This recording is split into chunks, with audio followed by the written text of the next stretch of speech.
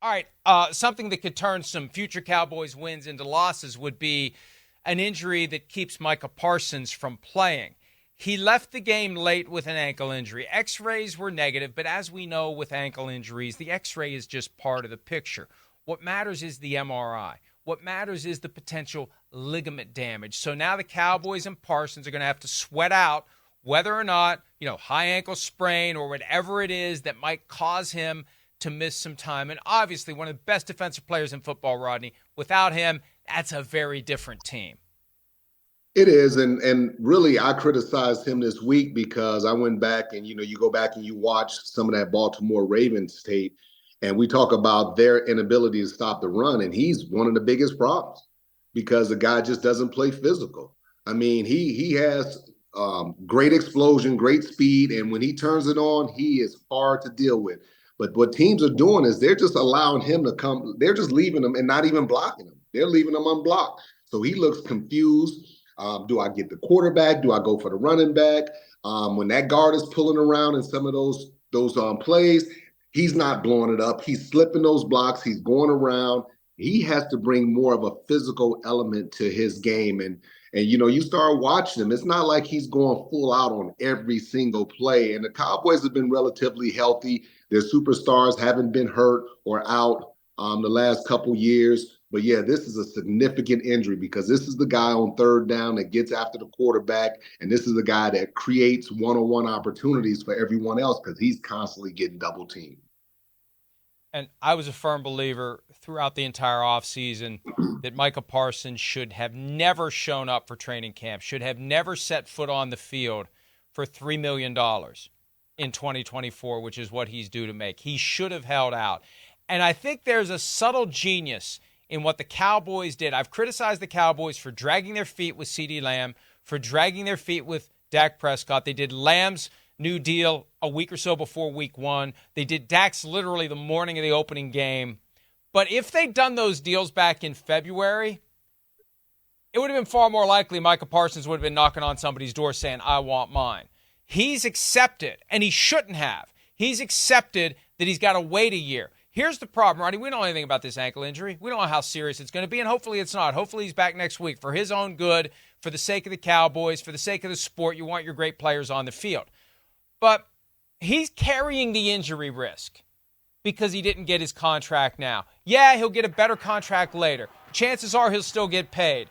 But what happens is it's not the career-ending injury you got to worry about. It's the career-changing injury. It's the injury that never goes away, that ankle that's never 100%. And all of a sudden, you're not the guy you used to be, and you're not going to get 35, 36, 37 million a year. That's the concern now for Micah Parsons, and that's why he should have said, I will not play for $3 million this year. I've earned my second contract, and I want it. Yeah, for the life of me, he's one of the top 5 defensive players in all of football. You don't walk on that football field making $3 million. You just don't. But Mike, I was thinking too, with the money they're paying CeeDee Lamb, the money they're paying Dak Prescott. I mean, can the Dallas Cowboys really afford to make him the highest paid defensive player of all time? And when next year comes around, he's going to probably ask for 37, 38, maybe $39 million a year.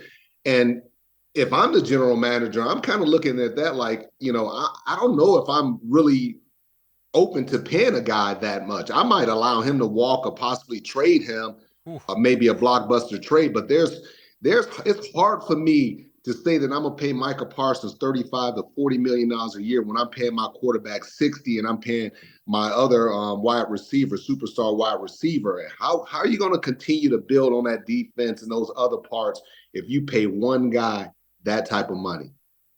The cap keeps going up, and they do very well with drafting and developing, and those young players are so cheap relative to the veterans. You can find a way to work it out. But one of the big benefits, Rodney, because they didn't have to pay him this year, think of all the money, think of the cap space that wouldn't have been spread over multiple years now. They're able to get one, and that's what teams want to try to do with first-round picks when you have that fifth-year option. You want to delay the second contract until after the fourth year. The Vikings pulled it off with Justin Jefferson.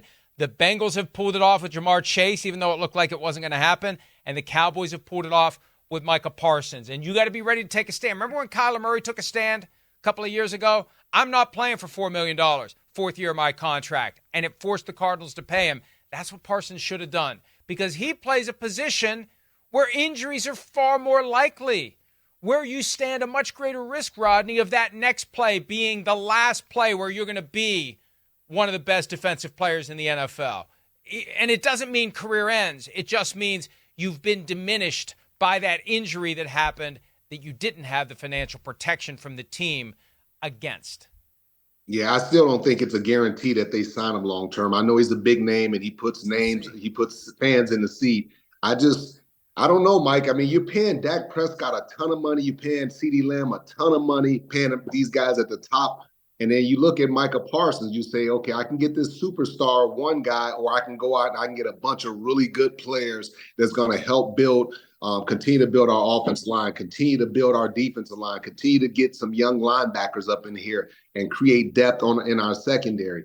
So for me, as much as, everybody rants and raves about Micah Parsons, and he's a really good player, I'm kind of hesitant if I'm going to pay him $35, $40 million a year, make him the highest paid defensive player all time. Hey, I hope you're right, Rodney, because that's the kind of thing that creates intrigue, creates drama, and gets people to come to PFT, which means more money for me, baby. Hi, it's Mike Florio. Thanks for watching PFT on YouTube. Hit subscribe for the latest news and analysis from Pro Football Talk.